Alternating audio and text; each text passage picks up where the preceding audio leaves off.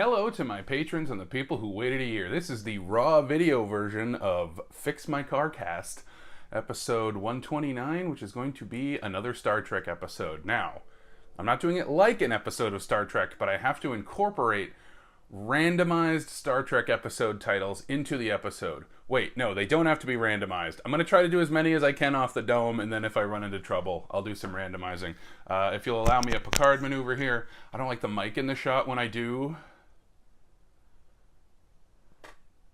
the thumbnail. All right, now the mic can be in the shot all at once. As a matter of fact, I should probably move it up a little bit. There you go. Some people get real mad they can see the mics and have commented thusly. Thanks for your comments. I don't have a budget. This show is literally to make me money. Hey, let me think of an opening line. Shoot, I don't know what the opening line was for the last Star Trek episode. You're gonna love the freebie on this episode. And you are. It's wild. I get a freebie this episode. You'll see what I mean. This is where the theme song goes. That's why I'm not talking right now. Oh, I better get my script up.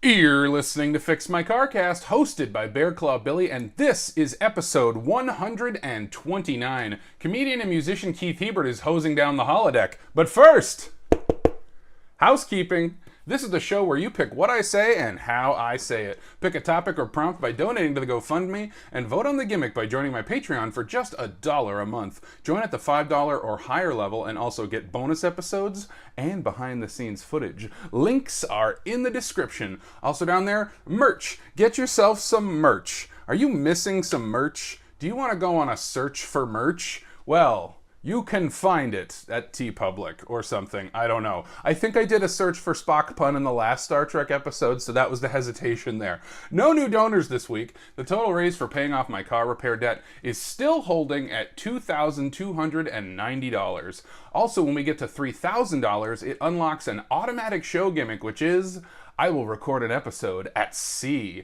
Fun fact, did you know that this whole podcast disappears when we hit $10,000? See you out there. Hey, do you like the theme song? No? Well, if you make a donation of $50 or more, in addition to picking an episode topic, you get to change one thing about the theme song forever. Unless somebody else changes it back. Want me to add some lyrics about strange love that a star woman teaches? I'll do it. $50. Also, if you would like to own the painting I made in episode 118, I'll be giving it away to the next person who donates $100 or more. That's right, own a piece of Fix My Car Cast history while you still can. No new patrons this week, bummer. Now it's time for a topic suggestion. I'll suggest topics I think I could easily talk about for a whole episode, though admittedly I think the show is more fun when it's something I'm completely clueless about. So, something I could talk about is the replica of the original. I blew my line. I went back a line. Will you permit me to do that one again? Thanks so much. I saved it in the pattern buffer. Now it's time for a topic suggestion. I'll suggest topics I think I could easily talk about for a whole episode, though admittedly I think the show is more fun when it's something I'm completely clueless about. So, something I could talk about is the replica of the original Star Trek set in Ticonderoga, New York that I've visited 3 times. Want to know more? Donate today. Donate a lot and maybe I could visit a 4th time. Checking in on the best city in the world based on which city listened to the last episode the most. And our big winner is Wellesley, Massachusetts. Congratulations, Wellesley, Massachusetts. Let it be known that your Klingon High Council chamber, Great Domes of Kronos, and Caves of Nomat are the best in the world for 7 days. I did not check pronouncers on one of those. Last episode, I talked about Season 1, Episode 13 of the TV series Baywatch, entitled Home Court, while recording it in extreme close-up. You can see video of all the raw footage, plus a little extra, over on Patreon. Also, head over to Patreon for a bonus episode where I talk about a whole mishmash of media I've been enjoying. Okay. Let's talk next week's gimmick poll. These are your choices for next week's episode gimmick. They are bleep every Baywatch in post, record it while watching a bay, do it like a Baywatch episode, and our returning gimmick, incorporate 10 Beastie Boys lyrics. Let's review. That's number 1, bleep every Baywatch in post. Every time I say the word Baywatch, it will be bleeped. Number 2, record it while watching a bay. Pop on over to the Patreon and maybe check the formatting on that one, is all I'll say. Number 3, do it like a Baywatch episode, which at this point, I pretty much understand the structure of Baywatch episodes. And our returning gimmick number 4, incorporate 10 Beastie Boys lyrics. Remember that any gimmick that gets just a single vote is eligible for a second chance in 6 weeks. Be sure to vote over on Patreon. The poll closes Thursday, June 28th at noon Eastern America time. All right, time for today's gimmick, which is incorporate 25 Star Trek episode titles. Now, ground rules. The titles can be from any Star Trek show, not just the original series. I have to say the full title exactly right, but if it's a multi-parter, I can leave out the parts. I'm going to try to do as many as I can off the top of my head, but I also have online random Star Trek episode generators at the ready, in case I lose steam. If I say an existing Star Trek episode title without realizing it, it doesn't count towards the total, but if you spot any, let me know. Of course, gimmicks don't start until housekeeping is out of the way in case any of them prevent me from sharing vital information. But now, we are entering the Gimmick Zone. From this point on, gimmicks are active and everything is improvised. Today's topic comes to us from Adri for $13.33, and I've been asked to talk about Season 1, Episode 4 of the TV series Baywatch, entitled Message in a Bottle.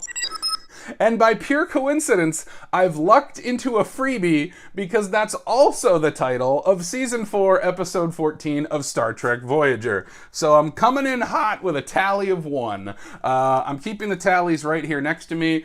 This is, of course, fully improvised, so I have not looked up any titles ahead of time. This is just coming off of my Trekkie Dome. Well, save for Message in a Bottle, because when I saw that title, I was like, wait a minute, isn't that a Star Trek episode? And yes, it is, with Andy Dick in it. All right, so let's get the show rolling. I am using Reg, Random Episode Generator, which, it's Reginald Barclay. That's cute. So I've got that up, and I will hit randomize if I find myself needing some Star Trek episode titles. But for now, I've got these nice handwritten notes on Season 1, Episode 4 of Baywatch, Message in a Bottle. Now, it opens like a David Lynch movie. It's got a slow-mo, choppy frame rate, fog, with another cocaine-y pop song. I have in my notes, I think this song would fit on Saved by the Bell. I don't know what the title was, but they kept saying Stronger Together a lot. And yeah, this was just a really weird way to open the episode, not just because it's very surreal and awkward. Like, it's very dark. Like, it almost looks like they're in the pale moonlight.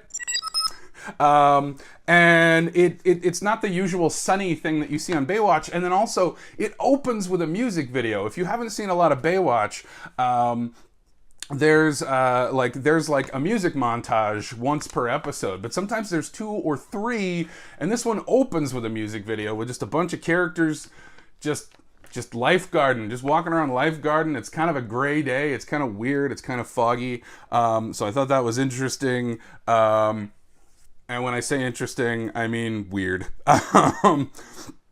And so then I say, what the fuck? They cut from lifeguard training to piracy already in progress. I wrote, holy shit, there's so much sea crime. Folks, the tone shifts on Baywatch are amazing. Because if you listen to last week's episode, I had to review another episode of Baywatch, Home Court.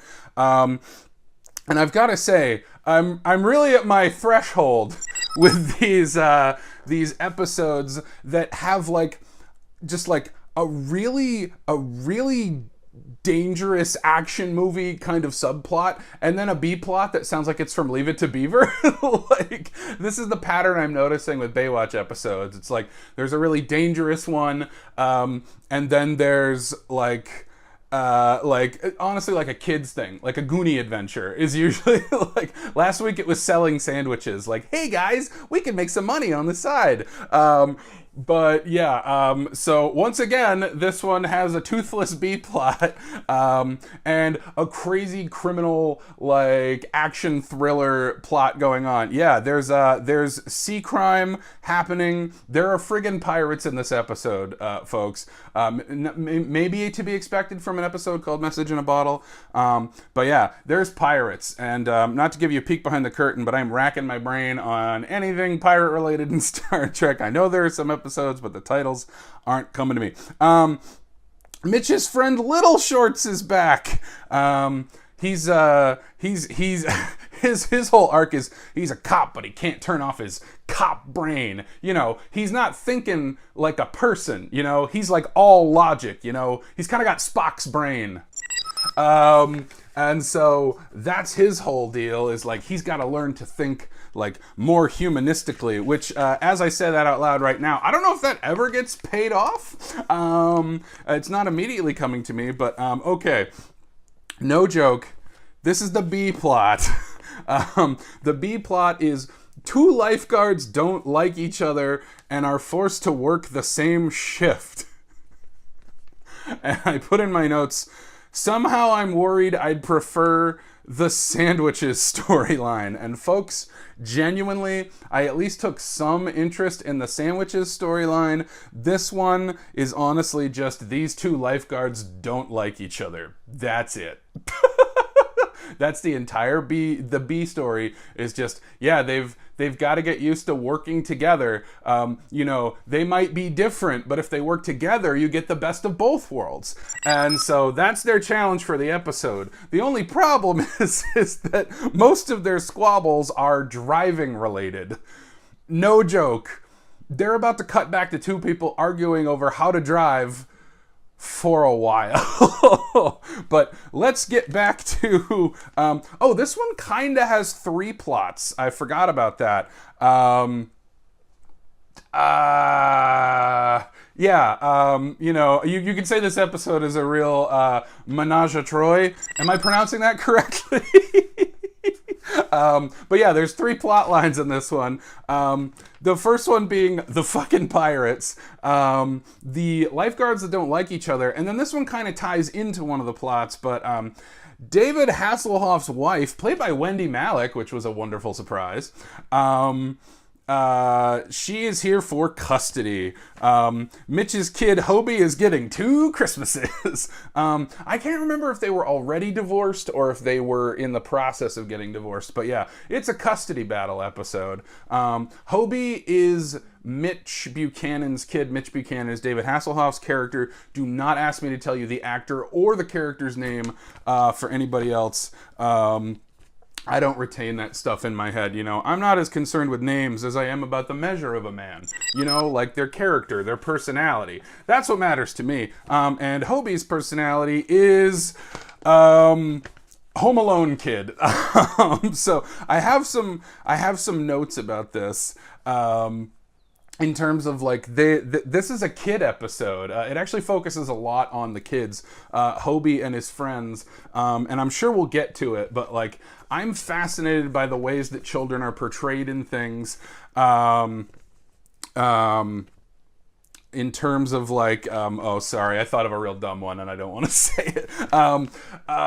So yeah, like kids in movies, oftentimes like they talk like a screenwriter because they're being written by a screenwriter. They don't talk like an actual child. And then like they can build a bomb from matchsticks. Like kids in movies and TV can do anything. But what's interesting is these kids kind of go back and forth. This is just a random quote that I had to write down because it was ridiculous. Hobie's talking about getting away from his parents, and somebody says, we could go to the marina, and he says, the marina's not far enough, the moon's not far enough. Oh, and if I could think of one Star Trek episode with Moon in the title. Oh, I already used the one I know. Damn it. I promise that's how you know I didn't plan these ahead of time, because that would be a way better spot for that one. Okay, there is a second music video just minutes in. I didn't write down. Oh. My 9 looks like an A. 9 minutes in, there's a second music video just 9 minutes in. This time Hobie gets a fun with my friends montage. They go for a hike. I want to say the kids are like 10 or 11. I never just went, hey friends, let's go for a hike by ourselves. But you know, that's me. Movie kids, they do whatever the hell they want. And I wrote, Jesus Christ, the kids all fall into a Goonies hole. It's a cave episode. What is this, Star Trek? There isn't an episode of Star Trek called Star Trek, is there? Okay. When I wrote up the ground rules, I was like, we're probably not doing movies, but on a technicality, J.J. Abrams... I'm not going to count it. I'm not going to count it. I want to have some integrity here. So yeah, they go into a really fake-looking cave, and with purely comedic timing, they drop through a hole, and oh no, we're in a Goonies cave. The kids come out somewhere. They don't know where they are. Oh, I wrote this down. Hobie praises the movie Predator for some reason, and I need to know if the same studio also makes Baywatch. Folks, I forgot to look that up before recording, and I'll also confess, I forgot to look up IMDb trivia before recording, so I'm going to pop that out in real time for you, because I forgot to do it. They find a dead guy in the cave. I don't know what his name is. I'm just going to give him a placeholder name. Let's say Adonai. And you might be wondering who mourns for Adonai. And so do I, because he's been killed by pirates. Oh no, the plot lines are converging. Yeah, the kids find the pirates. That is the plot line they're going for Message in a Bottle. Anyway, Hobie is missing and they need him for the custody hearing, so all hell breaks loose. I wrote this down. Wait. The kids find oh yeah. So they find the dead body in the cave. They find their way out of the cave, and then they find this abandoned campground. And one of them finds bullets and says they match to the ones that killed the guy in the cave. What? What in the world? Why do 11-year-olds know how to match bullets? I don't know how to match a bullet. Maybe you do. You're cooler than me, I guess. But yeah, the kids match the bullets. What kind of little geniuses are these kids? Are they like Q? You're probably wondering Q who. And of course I mean Q from the James Bond franchise. I don't know why you would be confused if that's some other kind of person named Q. Weird. So anyway... yeah, so I just wrote down, is this something kids know how to do? I mean, I wasn't a normal kid, but if that's a normal kid thing, let me know. Third music video at the 16-minute mark. I don't know the titles of any of these, but the chorus said we're shooting stars a lot, so I'm going to say it's that. The girl lifeguard that hates the boy lifeguard is a bad driver. According to the boy lifeguard, there's a montage of her driving while they lifeguard. They get a music video in which, wordlessly, because you can't hear them, they argue about driving skills. It's weird. Anyway, back to the kids at camp. These kids know how to operate a dinghy, match bullets, but all they know of camp cooking is a backpack stuffed with candy bars. So that's what was driving me nuts the whole episode.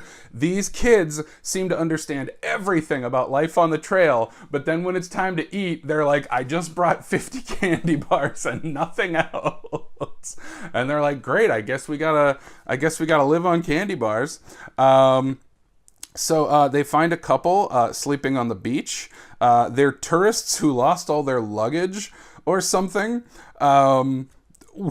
when they agree to give them a ride back to the lifeguard station, one of them shouts angrily, "I'm driving," and I just wrote down, this show does not get B stories. It genuinely doesn't. The point of a B story is that the A story and the B story come together at the end. They seem unrelated, but then they link up.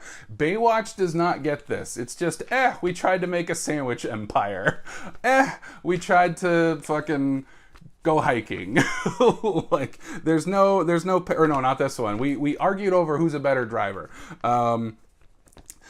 This line was just really, really, really egregious. The kids got dark. And that's another thing about kids in media is, like, I feel like they're always wise beyond their years, and like the kids have really dark discussions about like how all their parents fight about stuff. And I just wrote down this exchange. All they ever do is fight. About what? Me. Jesus. My God. Okay, look, if you're married and you're raising a kid, you can't fight about your kid. Let that be your last battlefield. You have to give it all up for the kids. You have to. It's very sad. And then the scene goes on, and the other kids talk about what their parents fight about, because Hobie's parents fight about him. Actually, I can't remember I didn't write down who said that line, so maybe that wasn't Hobie's parents, but one of the other kids, they're bleak. One of them is like, my parents fight about my brother being an alcoholic. I don't think they word it that much. Like, they kind of try to do the innocent kids don't understand thing, where it's like, they say he drinks too much, and it's like, maybe the kid doesn't understand what's in those drinks.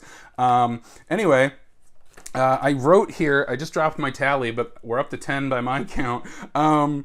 Okay, I stand by David Hasselhoff being a good actor. They give him some dog shit dialogue, and I wrote down one piece of dog shit dialogue. It's pitch black dark. Does anyone say that? He's on the phone and he's arguing with someone about his kids being, missing for the night. And at one point he says it's pitch black dark. I think people just say it's pitch black out there, but I don't know. I wrote down, he really plays angry, concerned dad for the Emmy. And yeah, it does kind of seem like he's trying to, like, hey, check me out, I'm a good actor. So yeah, it's cheesy, it's terrible dialogue, but like, I still stand by, he's trying, he's making an effort. David Hasselhoff at least makes an effort. Okay, at one point, Wendy Malick is like, if I stop watching The Bay, that's when the kids will float by. She doesn't actually say it that way, but she's like, I'm just going to keep watching, and I just couldn't help but think, like, say the title, say the title. I'm doing a Baywatch tonight, honey. Sadly, it doesn't happen. They do not say the title. Speaking of titles, things aren't going as well as I'd like, so if you'll permit me, I'm going to move over to putting things to chance. We'll see how this goes. I'll try my damnedest, but I make no guarantees. Let's see what's up on deck. If you're watching the video version, you can see the titles right up on the screen. And if you can't, well, that's up to you. Okay, yeah, the pirates. I wrote, this episode made me forget about pirates. The kids find the pirates. Mitch and Wendy talk about getting a boat and finding the kids themselves. So yeah, when they see... okay. They see the pirates and they kind of go into like fight or flight mode, and so they need to figure out a plan, and the plan they come up with is hella dumb. I did write this down. The music plays like this is an intense crime thriller about violent pirates, but it feels like the Apple Dumpling Gang at the beach. And that's kind of like, yeah, they keep cutting back to the kids, and it kind of takes all the piss out of, like, these are deadly criminals. How are these three rapscallions gonna stop them? Because these pirates, they're violent, they're ruthless, they've got blood fever. So you got to be careful. Oh, thank you. Sorry, got a real gimme on the old randomizer. This was actually, it doesn't happen for a bit. Fuck it. All right. The kids write a message and they put it in a bottle, hence the title, Message in a Bottle. And this was actually my favorite moment of the entire episode. They write their message, they go to huck it into the ocean, and it hits a rock next to the pirates, and it smashes into a bunch of broken pieces, and the pirates find them, and they start chasing them, and I was like yelling at the screen. I was like, yes, because like the title, I really love when a title is misleading for a TV episode, because you see the title Message in a Bottle come up on screen, right at the very beginning. It's like a fairy tale, once upon a time there was a message in a bottle, and so I'm sitting there the whole time like, well, that's boring. I know how they're going to get out of this. And they don't. There is a message in a bottle for all of 5 seconds in this episode. And then they chuck it. No more bottle. The pirates look up. Huh? What the fuck was that? And then they go chase them. It was my favorite part of the episode. Probably because it was the only thing that surprised me. Okay, so I wrote down, I'm getting swinger vibes from the stranded beach couple. It really feels like they're trying to stay with the lifeguards for one night. Let's split a bottle of wine. Let's see what happens. But the lifeguards, they know what their job is. If you're a lifeguard, you want to be a good shepherd and you want to help people when you find them. But they are kind of getting overwhelmed by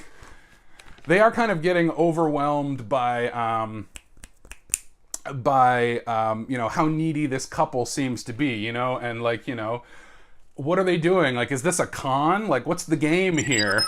And so, hopefully it's not the killing game, but yeah, like they have kind of a scammy vibe to them that I kept waiting for, like, all right, what's the thing here? Are they going to steal the truck? What are they going to do? So Mitch and Wendy have a tender moment. And then Mitch asks if things would be different if he weren't a lifeguard, because there are several episodes of Baywatch where like the lifeguarding life is not for everybody. Like they kind of treat it more like it's a firefighter or a soldier, where it's like, oh, I just worry about you out there every day.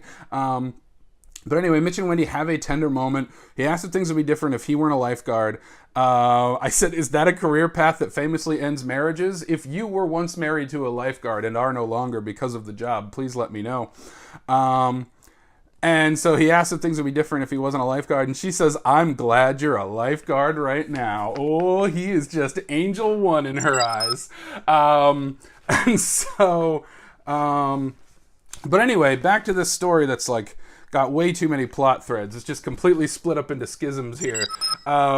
So shit. All right. I lapped my notes, so we're back to the bottle smashing. I'm really sorry for all the ranting and the raving, but I just really loved that. Oh, fuck me. Sorry. Folks, I'm going to level with you. Sometimes Star Trek episodes are a fucking novel. Like, the title alone is a novel in itself. Friends, I got one of those, and you'll know it when you hear it.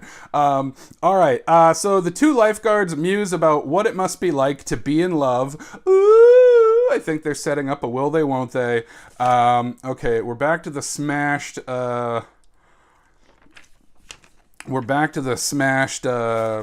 bottle that once had a message in it. I said, I think I just really like when kids are dumbasses and things. It's realistic. And yeah, for real, when he hucked that bottle, like, you had every expectation that it was just going to soar right into the sea, and then episode over, they'd find it and the kids would be saved. That bottle was flying through the air like...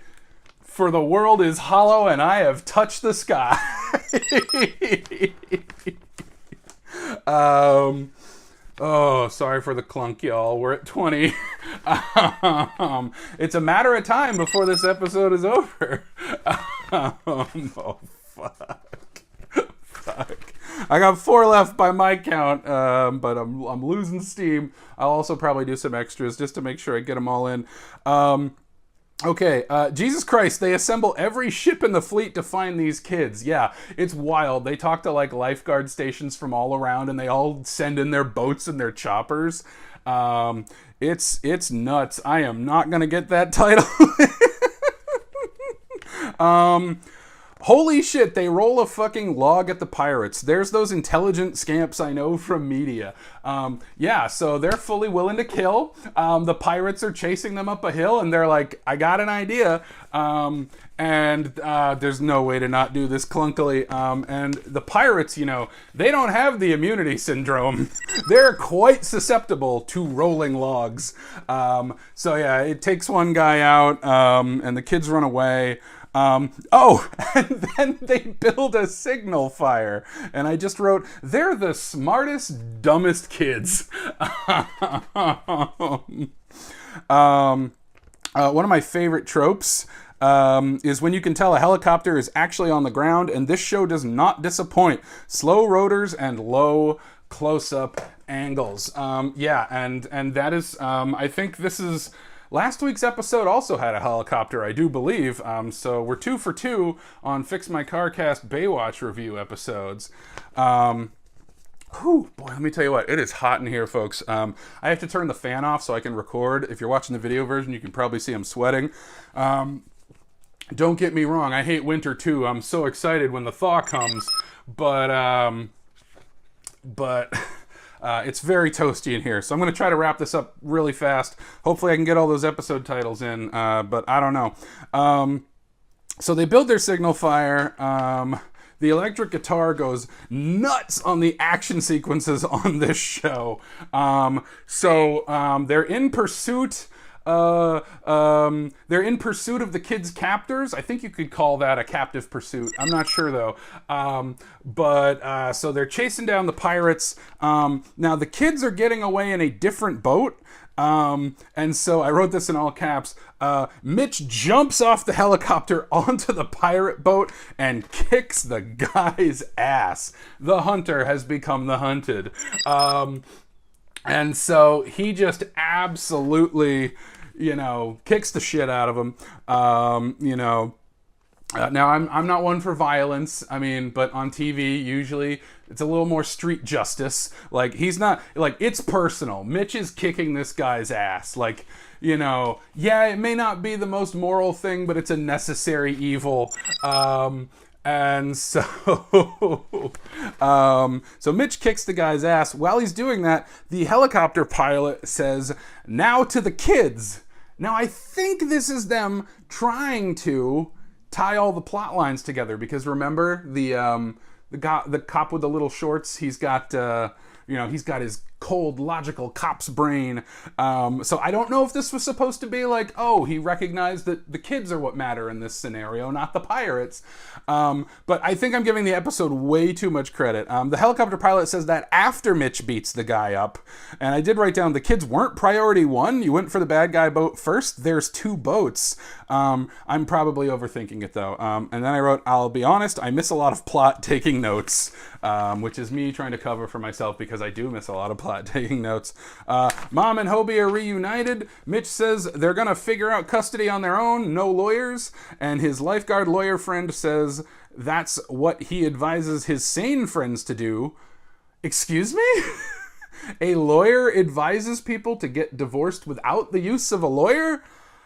Okay. Then he charges $100 for the legal advice he just gave. Waka waka, the end. That is Baywatch Season 1, Episode 4. By my count, I've gotten all the titles in, but I will say that because Adri paid $13.33, Adri is entitled to IMDb trivia. So, into the forest I go, the forest of the internet, and we'll just see if there's anything real interesting before I dump out here.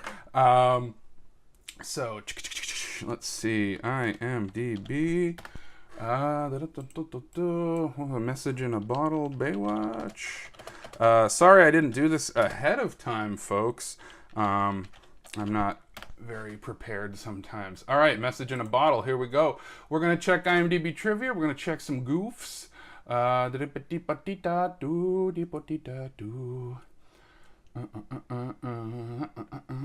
That's the storyline. Here's the trivia. Hey, guess what? Star Trek comes back again. Monty Markham, Jandy Swanson, and Holly Gagne filmed for the Star Trek franchise. Holly Gagne, Free Enterprise, had a guest role in Star Trek TNG, and Monty Markham in DS9. Wait, Free Enterprise like that movie? That's weird. This was Jandy Swanson's first appearance on Baywatch. Sean Weatherly had a guest role in VIP. Okay, are all of these...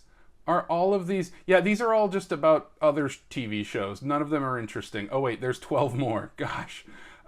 Yeah, these are all just, hey, this person was also on TJ Hooker. This person was also on Knight Rider. And not David Hasselhoff, but a guest star. Yeah, I'm not seeing a ton here. Pierce Brosnan, Hulk Hogan episode, Star Trek again. It's almost like people that like Baywatch also like Star Trek a lot. Yeah, this is all just the person in this was also in something else. Also, apparently, the bickering couple married in real life, if I'm reading that correctly. I missed it. Damn it, the one interesting bit of trivia, and I can't find it again. I swear I saw... Billy and his co-star Erica Eleniak formed one of the most iconic couples in the show, and they were also engaged in real life. Not married. Engaged. Okay, well... There we go. Goofs. I'm sure it's just the continuity's bad, because the continuity is always bad on this show. I closed the window. Sorry, folks. What are you going to do? This one's run long anyway. We might have to make it a two-parter. But, as always... Muse.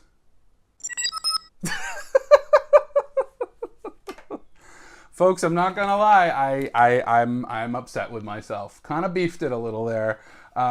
Both in not doing my research and also in not smoothly incorporating the titles as well as I would like.